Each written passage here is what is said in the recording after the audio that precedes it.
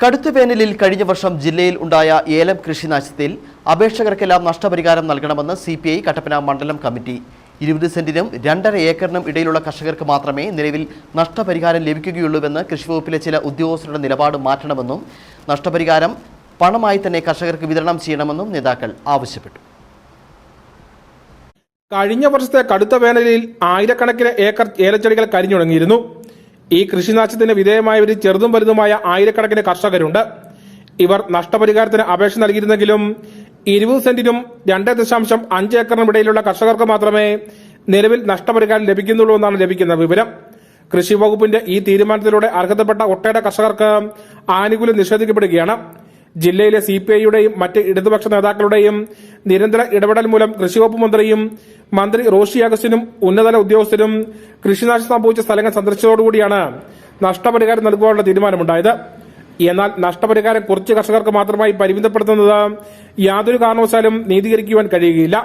നഷ്ടപരിഹാരം ലഭിക്കുവാൻ അർഹതയുള്ള മുഴുവൻ കർഷകർക്കൊപ്പം CPI നിലകൊള്ളും.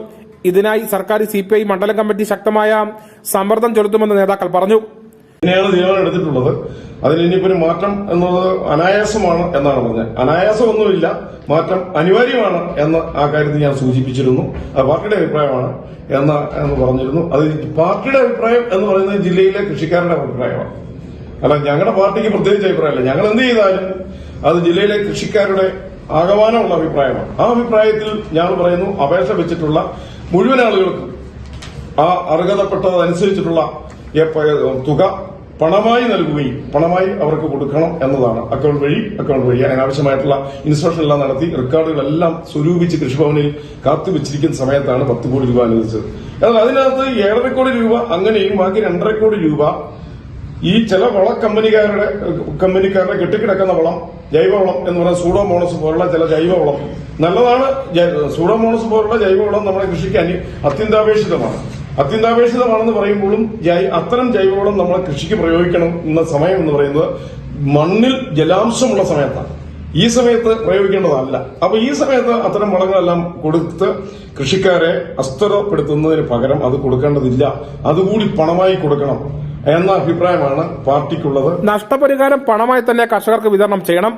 നിലവിൽ കാലഹരണപ്പെട്ടതോ ഗുണനിലവാരമില്ലാത്തതുമായ വളങ്ങൾ ദുരിതാശ്വാസത്തിന്റെ പേരിൽ കർഷകരിൽ അടിച്ചേൽപ്പിക്കുവാൻ പാടില്ല.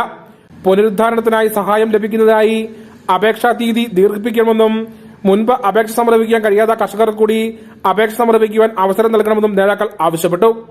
വാർത്താ സമ്മേളനത്തിൽ CPI മണ്ഡലം സെക്രട്ടറി VR ശശി, മണ്ഡലം ഭാരവാഹികളായ KS Rajan, Thankamani Surendran, KN Kumaran, Vijayakumari Jayakumar, KR Rajendran, G Ayyappan, PJ Sathyapalan, KK Sajimon, CS Ajesh എന്നിവർ പങ്കെടുത്തു. News bureau Kattappana.